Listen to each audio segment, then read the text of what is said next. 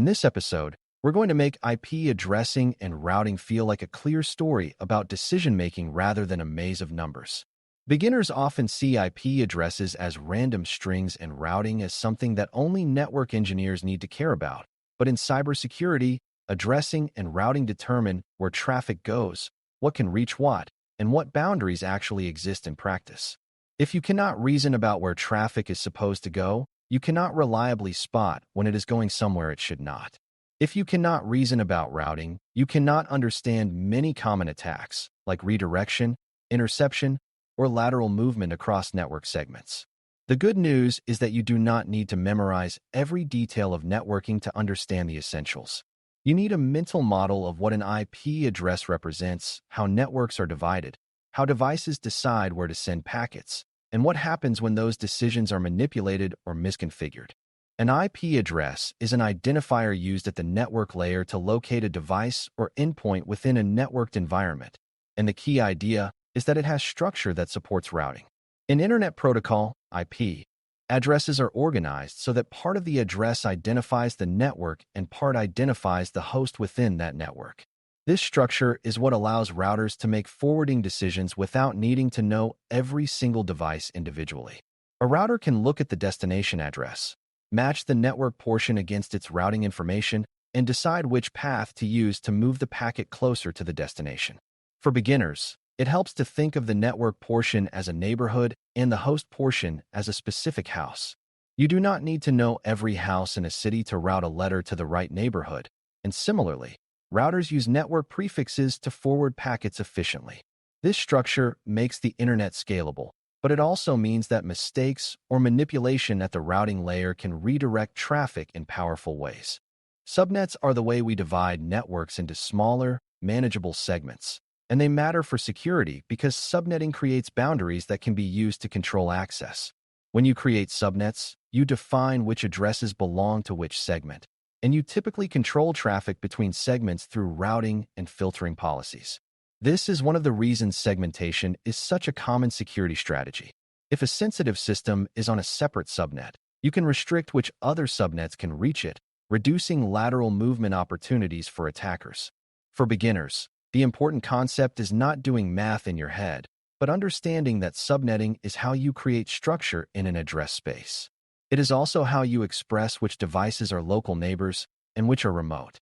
That local versus remote distinction matters because devices treat local delivery differently than remote delivery, and many trust assumptions exist at the local level that do not exist across routed boundaries.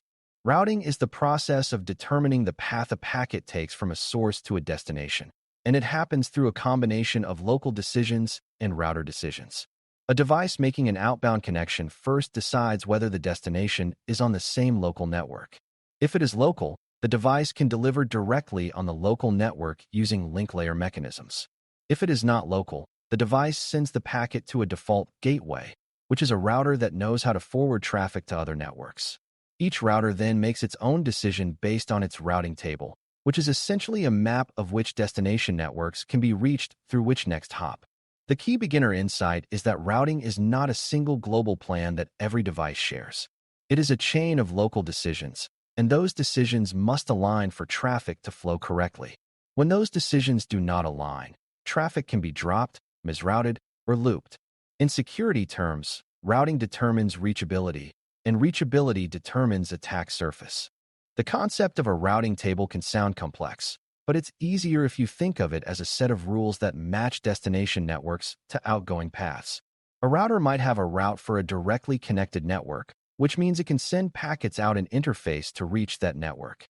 It might have routes learned from other routers, which tell it where to forward packets to reach more distant networks. And it will often have a default route, which is the route it uses when no more specific route matches, sending traffic toward a general upstream destination. This hierarchy matters because routing typically prefers the most specific match, which means a route to a smaller network takes precedence over a general route. Security risks can appear here because if an attacker can introduce a more specific route that points traffic to them, they can capture or disrupt traffic. Even without an attacker, a misconfiguration that introduces an incorrect specific route can black hole traffic, causing availability issues that may look like application failures. Private addressing and network address translation, NAT, are also important concepts for beginners because they influence how environments are structured and how attackers move. Private address ranges allow organizations to use internal addressing that is not directly routable on the public internet, which helps with address management and can reduce direct exposure. NAT is often used to translate internal addresses to a public address for outbound traffic, which allows many internal systems to share a smaller set of public addresses. Beginners sometimes mistake NAT for a security control, but it is better understood as an addressing and connectivity mechanism that can incidentally reduce some types of unsolicited inbound traffic. NAT can make direct inbound connections harder in some configurations, but it does not provide strong security by itself. Attackers can still reach internal systems through exposed services, compromised endpoints, or user-initiated outbound sessions that create return paths. For exam reasoning, the key is to treat NAT as part of network design that affects visibility and reachability, not as a substitute for segmentation, filtering, and proper access control. Routing matters for security because controlling traffic paths is a form of controlling access. If routing allows any internal network to reach any other network, then segmentation is weak even if you intended to separate systems. If routing restricts reachability appropriately, you can reduce the number of pathways an attacker can use. This is why network diagrams and routing rules become security relevant, because they define what communication is possible. Attackers often rely on being able to move laterally, meaning they compromise one system and then pivot to others. Lateral movement is much easier when networks are flat and routing is permissive. It is harder when routing and filtering enforce clear boundaries between user networks, server networks, and sensitive zones. For beginners, it is helpful to remember that an attacker needs connectivity to exploit something. If a system cannot reach another system, many attacks cannot proceed.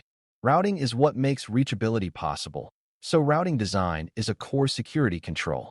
Another routing-related risk is redirection, where traffic is sent through an unexpected path, potentially allowing interception or manipulation. Redirection can happen through malicious routing changes, compromised routers, or incorrect route advertisements in dynamic routing environments. Even in simpler environments, local devices can be tricked about their default gateway, causing them to send traffic to an attacker-controlled gateway. The security impact can include loss of confidentiality if traffic is intercepted, loss of integrity if traffic is modified, or loss of availability if traffic is dropped. Encryption can protect content confidentiality and integrity, but it cannot prevent traffic from being redirected or dropped. So routing attacks can still cause disruption or can enable traffic analysis, even when encryption is used.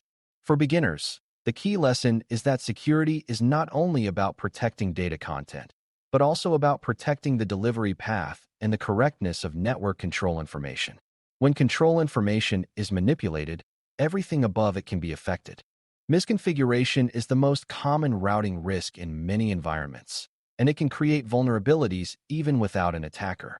For example, a route that accidentally exposes a sensitive subnet to a broader network can allow unintended access. A default route that points to the wrong gateway can cause traffic to leak into an insecure path. Incorrect subnet masks can cause devices to believe certain destinations are local when they are not, leading to failed communication or unintended broadcasts. Misconfiguration can also create asymmetric routing, where traffic takes one path out and a different path back, which can confuse security controls and make troubleshooting difficult. From a security standpoint, misconfiguration is dangerous because it can silently weaken segmentation. People may believe boundaries exist, but the actual routing behavior may allow more communication than intended. This mismatch between intended design and actual reachability is a classic source of security surprises. Clean governance and regular validation help prevent these issues from persisting unnoticed. The idea of routing also connects to how defenders monitor networks, because understanding expected traffic paths helps you detect anomalies. If you know which subnets should normally communicate, you can notice when a user network suddenly starts talking to a sensitive database subnet. If you know which systems should route traffic externally, you can notice when an internal server begins making unusual outbound connections. These observations often depend on understanding the baseline of what routing enables. Beginners sometimes think monitoring is about watching everything, but effective monitoring is about knowing what should be normal and then detecting what deviates. Routing design gives you the concept of normal communication patterns. It also gives you a way to reason about incident response. If you need to contain an issue, you can limit reachability by adjusting routing or filtering between segments, reducing the attacker's ability to move. That containment strategy is often faster and more reliable than trying to clean every affected host immediately. For exam purposes, questions about IP addressing and routing often test whether you understand what determines local versus remote delivery, what a default gateway does, and why segmentation matters. If a question describes a host trying to reach a destination outside its local subnet, the correct path typically involves sending traffic to the default gateway rather than attempting local delivery. If a question describes isolating sensitive systems, the correct concept often involves subnetting and controlling routing and filtering between segments. If a question describes traffic going to the wrong place, the underlying issue might be a routing table change, a default route problem, or incorrect network configuration. The best answers often reflect an understanding that routing is about reachability and that reachability drives risk. If something can reach something else, an attacker may be able to exploit that path. If something cannot reach something else, the risk is reduced. That mental link is what exam writers often test, sometimes indirectly through scenario descriptions. By the end of this episode, you should be able to explain that IP addressing gives structure that supports routing, subnetting creates manageable segments and security boundaries, and routing is a chain of decisions that determine where traffic goes. Default gateways provide paths to remote networks. Routing tables map destination networks to next hops, and NAT affects how internal addresses reach external networks without being a standalone security guarantee. Routing and segmentation matter because they define reachability, and reachability defines the pathways attackers can use for lateral movement, interception, and disruption. When you can reason about where traffic is supposed to go and how it gets there, you gain the ability to diagnose network problems, understand many common attacks, and design defenses that limit unnecessary connectivity. That is why addressing and routing are not just networking topics, but core security topics that influence almost everything else you will learn about protecting systems and data. Thanks for listening. For more audio courses, daily newsletters, and more, please visit baremetalcyber.com.